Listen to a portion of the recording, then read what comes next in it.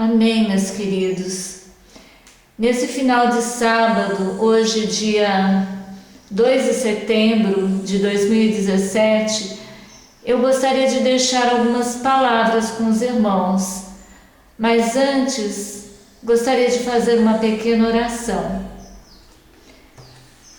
Pai bondoso e misericordioso, abre, Senhor, nossos olhos, abre nossos ouvidos, os nossos corações, para que possamos fazer não a nossa vontade, mas tão somente a Tua vontade em nossas vidas. Em nome de Jesus. Amém. Amém. Então, queridos, esse hino que vocês acabaram de ouvir, Abre, Senhor, os olhos meus, existem alguns hinos daqueles mais antigos que têm a referência bíblica. De acordo com o hino, tem a passagem bíblica. E esse hino, a passagem bíblica se encontra lá em Mateus capítulo 20. Eu não vou ler agora, mas os irmãos podem procurar depois. No hino 401, Abre, Senhor, os olhos meus. Tem a passagem em que Jesus abre os olhos a dois cegos. E nós, irmãos, será que somos cegos também? Será que estamos vendo os tempos em que estamos? Será que estamos nos humilhando perante o Senhor? Abrindo nosso coração perante Ele? Há alguns dias atrás, creio que há um mês atrás, eu fiz um pequeno texto com referência a Jeremias 6, 9 a 21. Mais especialmente os versos 13 e 14, que eu pretendo ler agora aos irmãos. Porque desde o menor deles até o maior, cada um se dá a ganância, e tanto o profeta como o sacerdote usam de falsidade. Curam superficialmente a ferida do meu povo, dizendo paz, paz, quando não há paz. E ainda o verso 16 diz o seguinte: assim diz o Senhor, ponde-vos à margem do caminho e vede, perguntai pelas veredas antigas, qual é o bom caminho, andai por ele, e achareis descanso para a vossa alma. Mas eles dizem, não andaremos.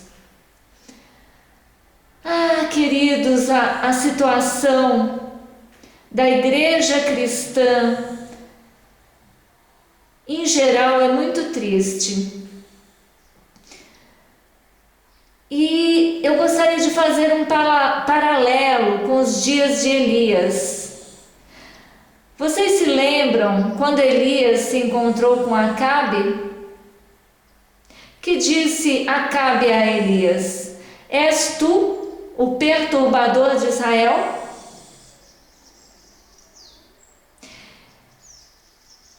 E quando os judeus rejeitaram a Cristo, segundo a norma que eles escolheram, porque ele não veio segundo aquilo que eles acreditavam.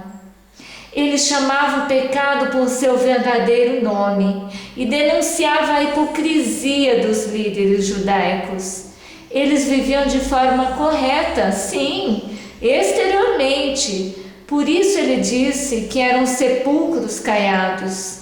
Se Jesus houvesse se unido a eles, aos escribas e fariseus, aceitado seus planos, e se ele tivesse feito uma parceria com eles, ele não seria nosso Salvador. E todos estaríamos para sempre perdidos. Mas a nação judaica finalmente encheu a taça de misericórdia divina e foi rejeitada. Os líderes diziam que Cristo tinha demônios E falando isto, eles estavam rejeitando não apenas o nosso Salvador, mas cometendo o pecado imperdoável, o pecado contra o Espírito Santo, amados. Sim, Deus pode perdoar qualquer pecado, só que quando começamos a rejeitar a voz do Espírito Santo, ele vai se afastando mais e mais, até que ele não pode mais ser ouvido. Então, nós podemos atribuir a obra de Deus como sendo do próprio Satanás. Que triste isso, muito triste. Por que João Batista perdeu a cabeça, irmãos? Acaso ele foi conivente com os pecados de Herodes? E como ele chamava aos líderes da época? Se lembram? Raça de víboras. Por que os irmãos adventistas rejeitaram a mensagem de 1888? Acaso os líderes da época aceitaram a justiça de Cristo? Se humilharam diante do Senhor, pediram perdão uns aos outros e se uniram em verdadeiro amor cristão?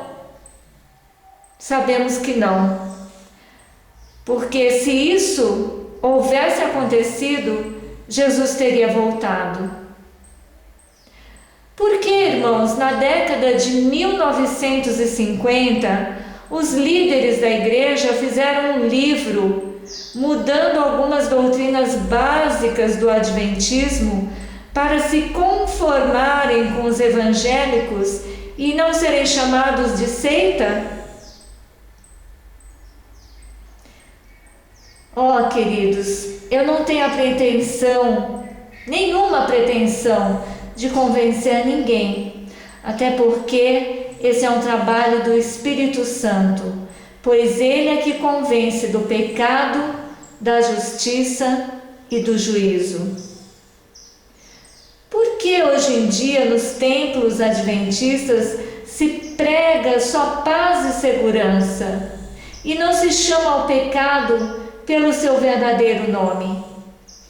Não se fala sobre arrependimento verdadeiro e mudança de vida, bem como preparação para a crise final e para a volta de Jesus? Queridos, pode haver união entre a luz e as trevas? Entre Cristo e Satanás?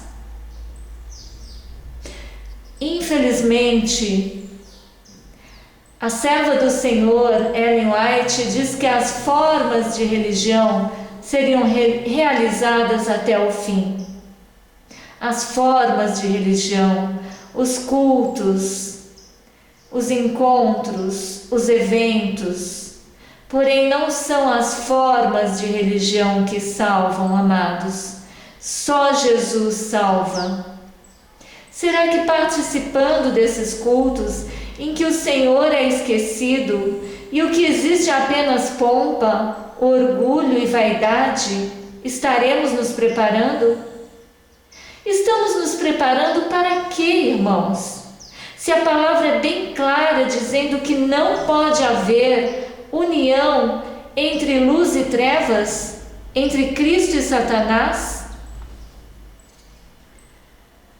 Oh, queridos, uma irmã outro dia me enviou uma mensagem dizendo que mesmo Davi, quando sabia que Saul foi rejeitado, ele não se levantou contra o ungido do Senhor.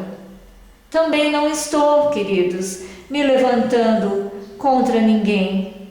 Porém, estamos sim na luta contra o pecado. Porque a nossa luta, amados, não é contra carne e sangue. Nossa luta é com o inimigo das almas. Jesus, ele quer nos salvar. Só que Ele não pode nos salvar em nossos pecados.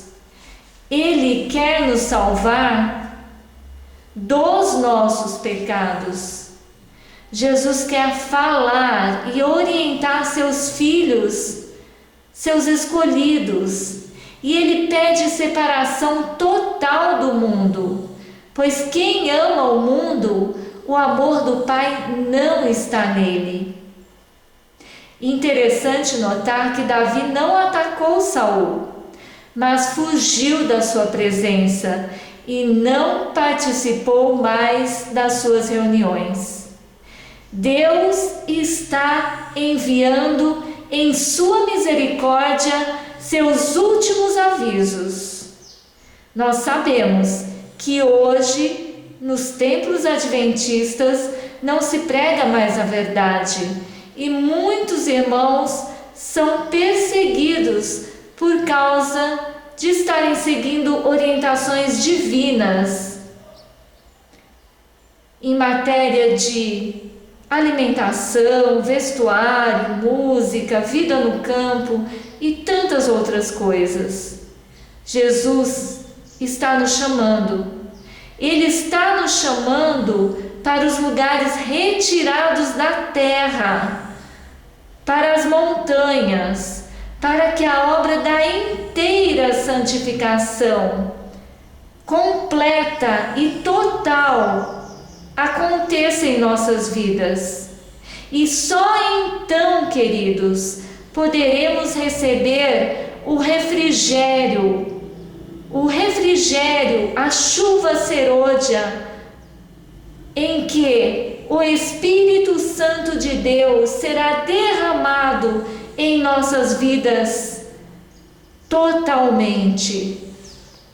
Jesus não está nos chamando para nos congregarmos nas cidades, em templos onde estão se pregando mentiras e nos quais os líderes que deveriam dar o exemplo participam de toda a sorte de erros e abominações. Se continuarmos indo a esses cultos e eventos, não conseguiremos deter a onda do mal, que aumentará mais e mais, e assim nos perderemos querendo ser bons cristãos. A decisão, queridos, é individual, porém Jesus está batendo a porta do meu e do seu coração. A quem ouviremos? Aos líderes ou ao nosso Salvador? A Igreja de Deus são homens e mulheres que, ouvindo e entendendo o chamado do Criador, retornam agora às veredas antigas, como nós acabamos de ler, e vão procurar em lugares retirados ouvir a voz do verdadeiro pastor. E é esta igreja que, juntamente com os outros irmãos da última hora, irmãos que também estão saindo das outras igrejas, dos outros templos, das outras denominações, e estão agora descobrindo estas verdades. Esta, irmãos, esta será a igreja triunfante e estará pronta para receber ao nosso Rei dos Reis e Senhor dos Senhores. Deus abençoe a todos que ouvirem essa mensagem de amor, porém uma mensagem urgente para cada um de nós. Amém, meus queridos. Amém.